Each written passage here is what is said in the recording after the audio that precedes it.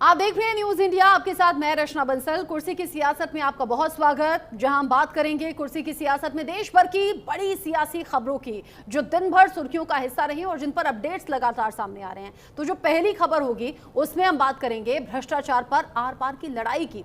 ये आर पार की लड़ाई आखिर है क्या?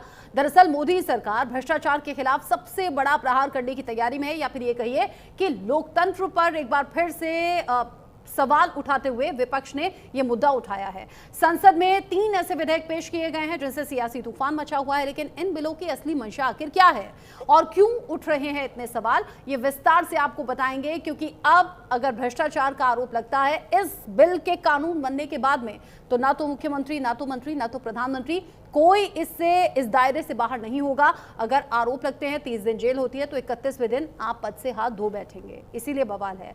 दूसरी बड़ी खबर जिसमें बात होगी सीएम पर हमले की। दिल्ली की मुख्यमंत्री रेखा गुप्ता राजधानी की सबसे सुरक्षित गली में मौजूद थी, लेकिन आज जो तस्वीर आई उससे नेता बड़े असहज हो गए। जनता की प्रॉब्लम सुन रही थी, जन सुनवाई हो रही थी, उसी दौरान मुख्यमंत्री पर हमला हो गया। सवाल अब सिर्फ थप्पड़ का नहीं है, बल्कि पूरे सिस्टम की सिक्योरिटी का है। आखिर ऐसा कैसे हुआ और कौन है वो शख्स, ये आगे आपको डिटेल में बताएंगे। और जो इनिशियल स्टेज पे जांच में सामने आया रीजन, वो जानकर आप चौंक भी जाएंगे। तीसरी बड़ी खबर है जिसमें बात होगी उपराष्ट्रपति पद की। उपराष्ट्रपति के नॉमिनेशन को लेकर एनडीए का शक्ति प्रदर्शन आज देखने को मिला, और ऐसे में जब इंडिया अलायंस की तरफ से भी उपराष्ट्रपति पद के लिए एक चेहरा सामने रख दिया गया है और एनडीए की तरफ से भी एक चेहरा सामने रख दिया गया है, तो कौन रहेगा आगे, ये देखना दिलचस्प रहेगा। नया राष्ट्रपति देश को जल्दी ही मिलने वाला है, लेकिन मुकाबला सिर्फ नामों तक नहीं है, बल्कि सोच और सियासत की लड़ाई अब तेज हो चली है।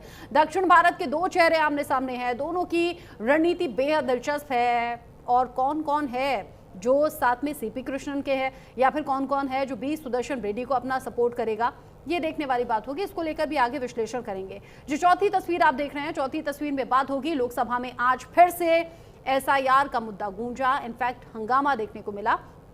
संसद का मॉनसून सत्र, लेकिन बारिश नहीं, यहां पर बरस रहा है हंगामा। बिहार की वोटर लिस्ट पर ऐसा बवाल हुआ कि लोकसभा की कार्यवाही शुरू होते ही ठप हो गई।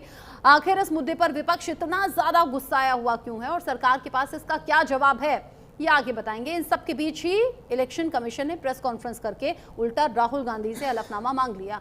तो ये सभी बड़ी खबरें विस्तार से होंगी कुर्सी की सियासत में।